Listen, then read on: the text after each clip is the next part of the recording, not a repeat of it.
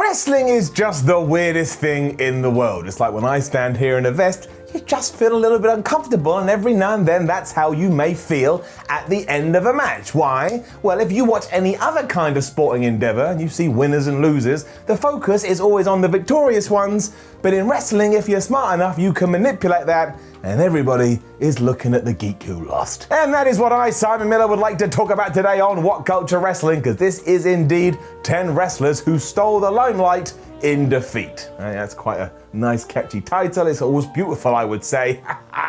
Let's do it. Number 10, Christian versus DDP at WrestleMania 18. I know straight away you're going, Simon, it's not called WrestleMania 18, it's X8. Look, I'm not going to start saying that because it sounds weird and it sounds confusing. If I give you the number and you want to watch it on the WWE Network, you know what I'm talking about, let's just leave it there. More importantly, you probably don't remember that DDP and Christian had a match at this event, but they did. It was for the European Championship. It lasted around about 6 minutes and it was fine. I don't mean that disrespectfully, but you know, if we are going to talk about this show of shows, all we're going to do is talk about Hulk Hogan versus The Rock. You just can't help it. It all began as well when Diamond Dallas Page had his new positive persona and he was trying to take that emotion and apply it to Christian. But Christian wasn't interested in this, so he turned his back on his mentor. And of course, in wrestling, that means you have a match. Despite DDP winning here, of course, after the Diamond Cutter though, all everybody could do afterwards was talk about Captain Charisma as he threw a tantrum that I suppose you could call WrestleMania worthy. I mean, he was flopping around the ring like he was some kind of fish out of water,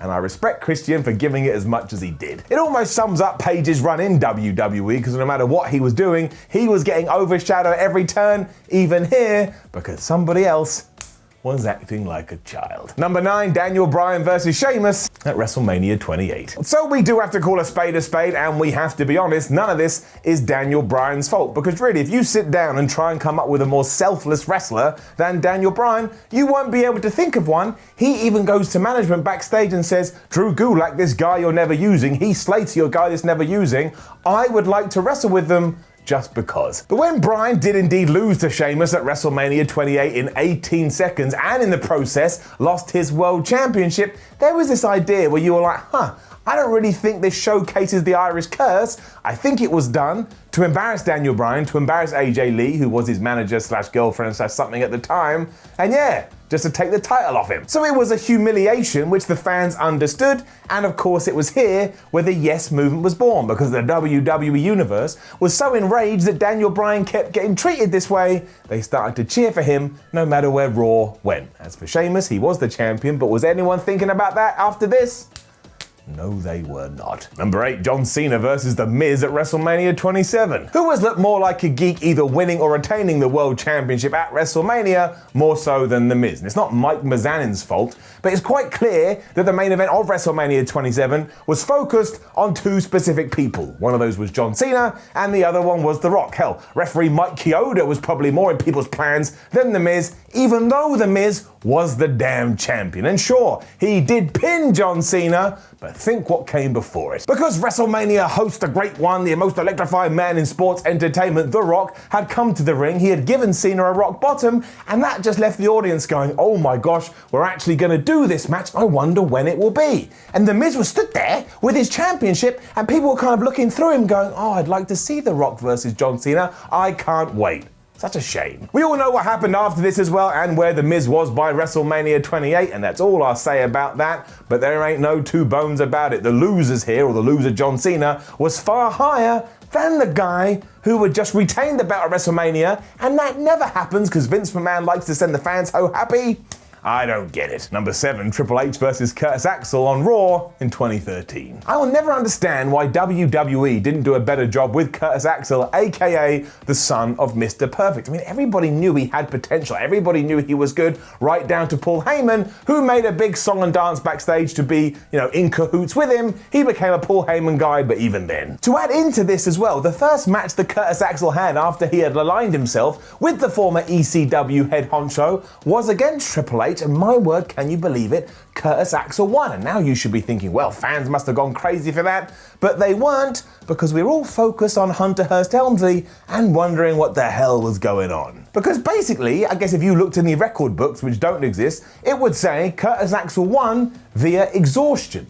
because unless Triple H knocked himself out for real or got concussed, which I don't think is the case, but who the hell knows, he had to sit down, he had to get looked at by a medical team, he had to drink some water, as the commentators, made out, oh, he's really tired, so I guess that's the end of that. Then when Curtis Axel and Triple H did have a rematch in June the following month, Triple H just whooped his ass.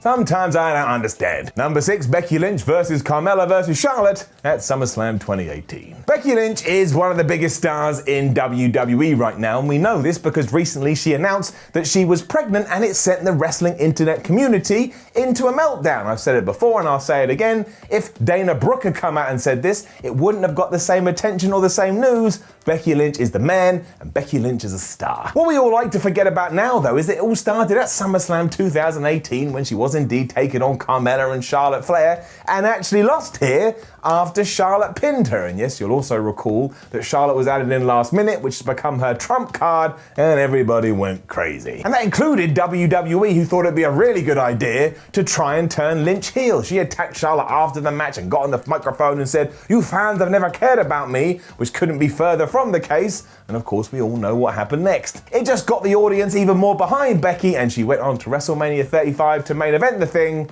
after Charlotte Flair had been added in at the last minute. But it doesn't matter, when we go back to the SummerSlam before that, she did indeed lose, and the spotlight was all on her. Number 5, Shawn Michaels versus Hulk Hogan at SummerSlam 2005. Shawn Michaels may be the greatest in-ring professional wrestler to ever walk on this earth. I mean, the likes of Stone Cold Steve Austin and Ric Flair have actually said that. Those words have come out of their mouth, and if you want to go argue with those two, well, I think you're a damned fool. When it comes to the Heartbreak Kid, however, he could also be really childish or decide to go out of his way to take the mick out of people if he wasn't particularly happy with the situation. And that's of course what did happen when we did get the culmination of our feud between Hulk Hogan and Shawn Michaels at SummerSlam 2005. And sit down, because there's a lot of information here. Because this was meant to be one of 3 matches in the start of quite a big program, and Hulk Hogan would have won one, and Shawn Michaels would have won one, and the third one would have gone to the Hulkster so he could raise his hand up and go, "Ha ha, I'm the best in the world." But, you know, Hulk Hogan, being Hulk Hogan backstage, started politicking and started saying, "I don't think we need to have more than one. I think we should just do it at the hottest event of the summer. And also I think that I should whip Shawn's ass." And that is exactly what happened. But when Michaels found out about this, he was understandably aggrieved, so decided to throw himself around like a cartoon character, where they did clash at the second biggest event of WWE's calendar. And if you've never seen this, you absolutely need to go and watch it now. And it's why, even though Hulk Hogan won, all we're ever going to talk about in this match is Shawn Michaels. It's almost unreal. Nobody else could have gone away with it. His selling off Hogan's big boot is particularly funny. I'm not going to lie, I quite like it. It tickles me. Number 4, the Macho Man Randy Savage versus the Ultimate Warrior at WrestleMania 7. When someone does indeed steal the limelight during defeat, it usually leaves a sour taste in all of our mouths. We're like, well, that's not very fair. We're clearly trying to push the other guy. Why aren't we focusing on him?